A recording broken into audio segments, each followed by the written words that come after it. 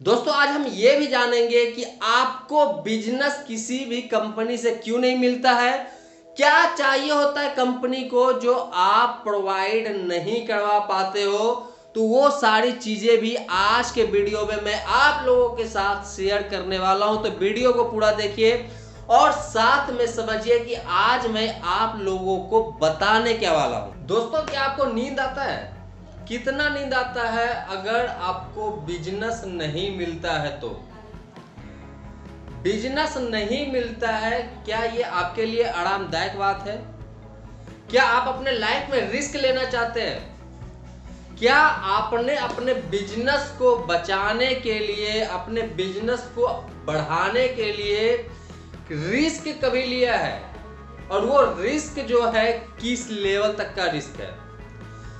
ऐसा देखा गया है, हम बहुत सारे, अगर हम बात करें तो तकरीबन इंडिया के 90% लोग, जैसा कि मैंने कल भी बताया था, कि कंफर्टेबल जोन में ही रह करके कोई काम, कोई बिजनेस, कोई जॉब करना पसंद करते हैं। रिस्क लेना नहीं चाहते हैं, विदाउट रिस्क काम करना पसंद करते हैं।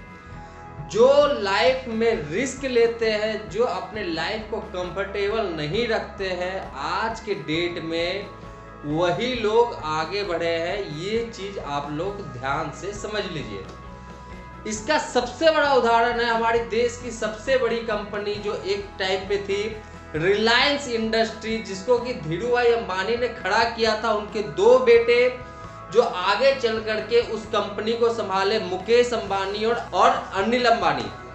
आप देखते होंगे कि मुकेश अंबानी दिन प्रतिदिन आगे बढ़ते जा रहे हैं, जबकि उनके जो दूसरे भाई हैं अनिल अंबानी, वो आगे नहीं बढ़ पाए। क्या ऐसा था कि जितना मुकेश अंबानी के पास पैसा था उतना अनिल अंबानी के पास पैसा नहीं था? क्या ऐसा था कि जिस तरह का बिजनेस मुकेश अंबानी के पास था उस तरह का बिजनेस अनिल अंबानी के पास नहीं था? बिल्कुल ऐसा नहीं है। दोनों का रिस्क लेने का जो तरीका है बिल्कुल अलग था, काम करने का जो तरीका था बिल्कुल अलग था। यही कारण है कि आज के डेट में मुकेश अंबानी देश के बहुत बड़े बिजनेसमैन बन चुके हैं, जबकि अनिल अंबानी कहीं अंधेरे में खो से गए हैं। दोस्तों जरूरत होता है किसी भी बिजनेस में आगे बढ़ने के लिए रिस्क का। अगर आप रिस्क लेकर के बिजनेस करते हैं, जॉब करते हैं, तो विश्वास कीजिए कभी ना कभी सफलता आपको जरूर मिलेगी। इसका सबसे बड़ा उदाहरण मैं आपको बताऊं तो अब मैं लेता हूं रामायण का उदाहरण।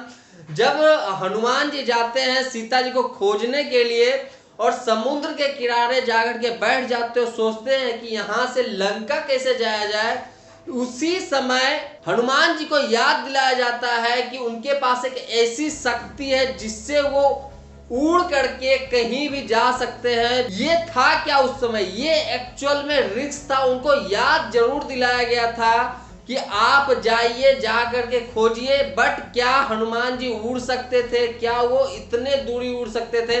अगर मैं बात करूं कि इंडिया से श्रीलंका की दूरी तो तकरीबन 1400 किलोमीटर बताई गई है, तो 1400 किलोमीटर क्या आप हनुमान जी उड़ करके जा सकते थे? उन्होंने उस समय रिस्क लिया क्योंकि उनको सीता माता को खोजना था, लंका से जाकर के उनको ढूंढना था, कहां है ये पता लगा करके श्री राम को बताना था। वही पता लगाने के लिए उन्होंने रिस्क लिया और रिस्क लेकर के 1400 किलोमीटर दूर लंका गए। ऐसा तो था नहीं कि उस समय हनुमान जी ये बोल गए कि बीवी किसी और की है, मुझे क्या मतलब है इतने दूरी जाने की, मैं क्यों जाऊं? ऐसा तो था नहीं। बताया गया कि आपको लंका जाना है और वो वहां से उड़ करके 1400 किलोमीटर गए और वहां पे जाकर के उन्होंने सीता माता का पता लगाया और फिर आ करके उन्होंने राम जी को बताया। ये पूरी जो कहानी ये आप लोगों को पता है।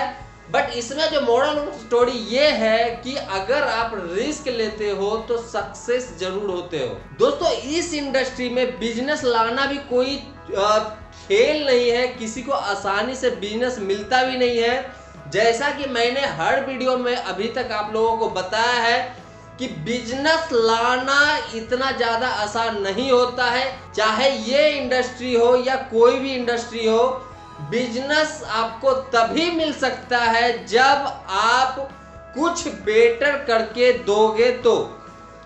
एग्जाम्पल के लिए मैं बताता हूं कि मैं भी एक लॉजिस्टिक कंपनी से बिलोंग करता हूं और मुझे भी वेंडर्स का जरूरत होता है, मतलब मुझे तो नहीं होता, मेरे टीम को होता है।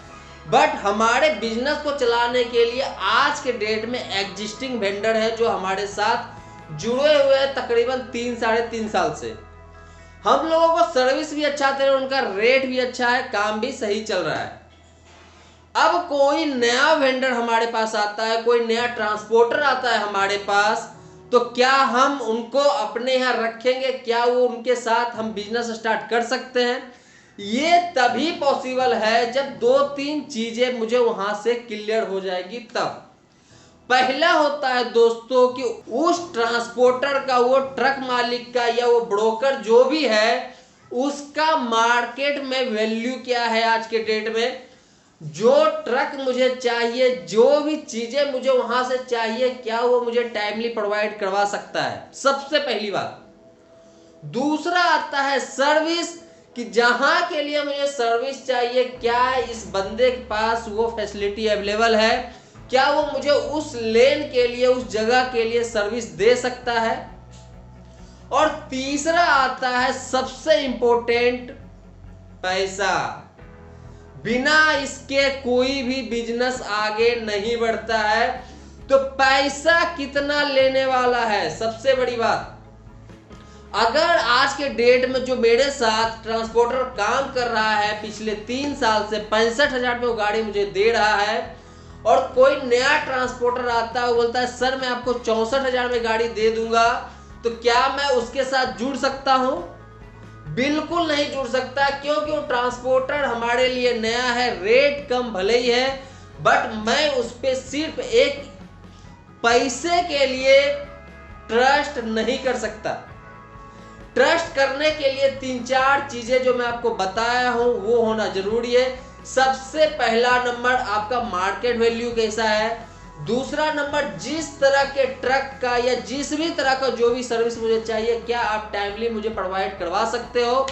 और तीसरा, अगर ये दोनों चीजें आपकी सही है मार्केट में, तो क्या मुझे जिस रेट में आज के डेट में सर्विस मिल रहा है उस रेट से कम में मिल सकता है। अगर उस रेट से कम में मिल सकता है तो विश्वास कीजिए मैं आपको एंटरटेन जरूर करूंगा, मैं आपको अपने कंपनी के साथ जरूर जोड़ूंगा। अभी कुछ दिन पहले का मैं एग्जांपल देता हूं आपको, मेरे ही खुद की कंपनी की बात है। मुझे महाराष्ट्र में एक वेंडर चाहिए था, जहां पे कि मेरे पास मिनिमम जो रेट आया था पूरे महाराष्ट्र का 3 रुपए 50 पैसे किलो का। 3 रुपए 50 पैसे किलो देने वाला जो ट्रांसपोर्टर है, जो लॉजिस्टिक सर्विस प्रोवाइडर है, वो आज के डेट में इंडिया का एक जाना माना कंपनी है जो महाराष्ट्र में जिसकी सर्विस सबसे अच्छा है। बट मुझे क्या चाहिए था कि उससे भी लो रेट में मिल जाए। कुछ लोगों का और भी मेरे पास कोटेशन आया, मैंने उनके रेट को एनालिसिस किया, मुझे उससे कम रेट में पड़ा। बट जब मैं उन लोगों का मार्केट सर्वे करवाया कि इनका वैल्यू कैसा है मार्केट में, क्या ये हमारे मटेरियल को सेफ्टली डिलीवर कर सकते हैं, क्या ये मुझे टाइमली डिलीवरी दे सकते हैं, तो उसमें वो कंपनी फेल हो गई। इसलिए दोस्तों सिर्फ पैसा मायने नहीं रखता है इस इंडस्ट्री में। अगर आपको बिजनेस चाहिए तो इसके साथ होता मार्केट वैल्यू और साथ में आपका सर्विस। जहां पे भी आप जाते हो कंफर्टेबल जोन से बाहर निकलो, जितना ताकत आप लगा सकते हो अपने बिजनेस को बचाने के लिए, अपने बिजनेस को आगे बढ़ाने के लिए आप जरूर लगाइए। आपको बिजनेस जरूर मिलेगा।